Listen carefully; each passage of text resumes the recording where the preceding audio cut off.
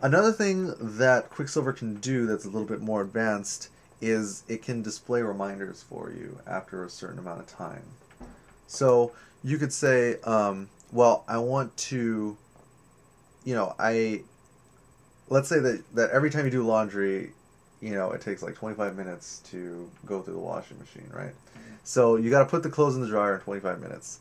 So what we can do is invoke Quicksilver, control space, and now we're going to hit the period key, and this is where we're going to start typing whatever our reminder is.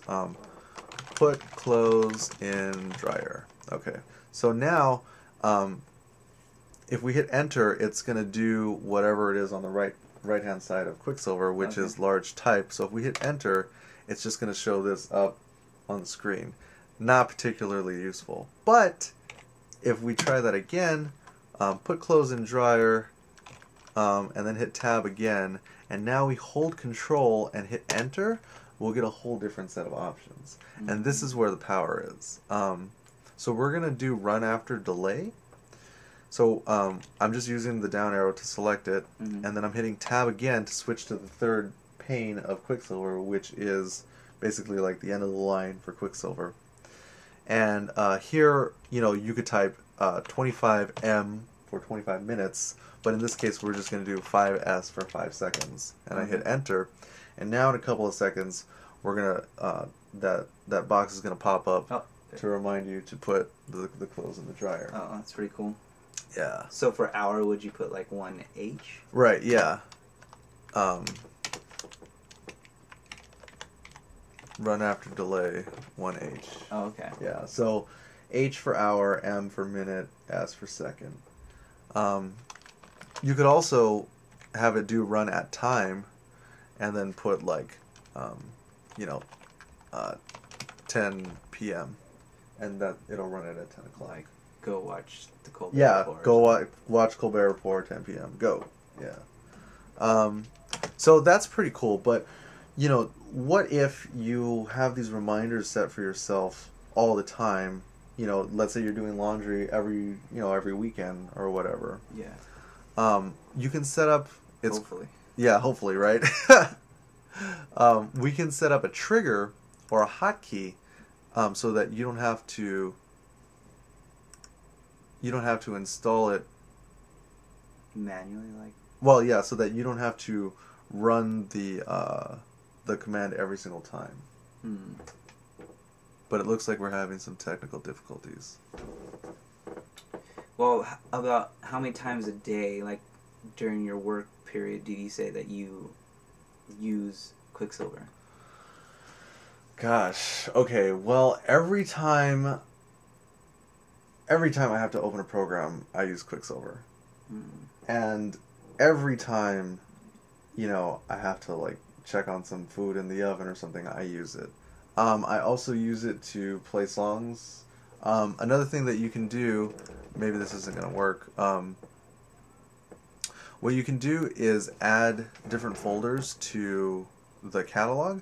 So I just went to catalog and then custom, and now I'm going to add the file and folder scanner. I'm going to click right there, and now what I'm going to do is browse to the folder that I have a bunch of TV shows in. So that's on the external hard drive, and so here's my TV folder, and I'm going to click on open, and now I'm going to select folder contents,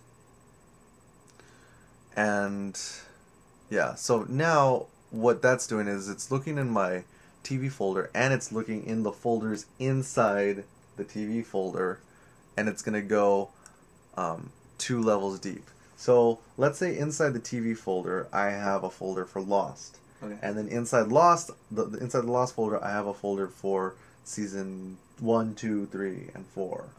So then it would be able to go through all of those. So you just have to pick.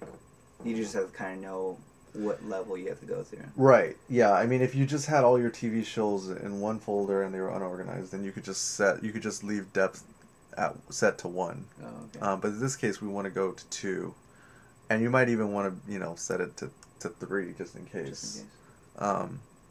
So now we're going to click on the little rescan source button, and now you can see, wow, we got a lot of stuff in the TV show. Oh, okay. Yeah.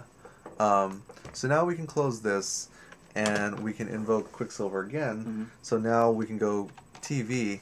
There's my TV folder, and now I hit right click. Uh-huh. I mean I hit the right arrow button, and now I'm going through all the TV shows.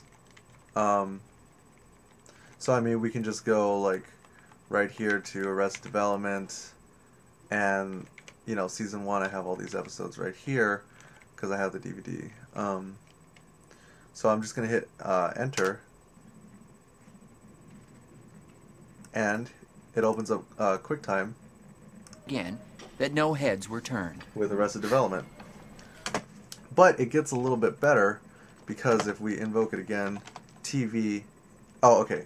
We'll invoke it again, and then we'll type in Arrested Development, and we can go straight to that folder. Oh wow! So even if you automatically know, if you know, okay, well I gotta watch some Arrested Development. Yeah, then it's right there. Or if you even knew the name of an episode, like let's say you had named all your episodes, you could invoke it again, and then type. Okay, this is a 30 Rock episode called The Head and the Hair. So I just typed in head, and now it's going to bring up... Yeah, here it goes. That was hilarious. Oh, wow. Yeah, so it can get as specific As you want it to be, yeah. So, I mean, that's pretty much the basics of using Quicksilver, and maybe even a little bit more advanced. Yeah, because I wasn't using it to do any of those things. Right, yeah. I mean, unfortunately, it looks like the triggers, part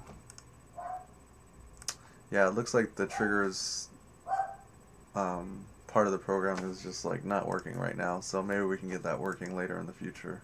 Yeah. But anyways, at least we have, we installed it, we learned how to launch program, we learned how to set a reminder, and we learned how to play songs in iTunes without having to open it, and we learned how to launch even our TV shows from Quicksilver. So there you have it. All right. Well, thank you. Helped me out a little bit. All right. Well, hopefully it helped you guys a little bit also. So me and James will be back next time, and hopefully you learned a lot. If you have any comments, questions, or suggestions, please send me an email. My email address is ryan@ryangutierrez.com. James, what's your email? JamesMacias1@gmail.com. Okay, so thanks for watching. We'll see you again next time.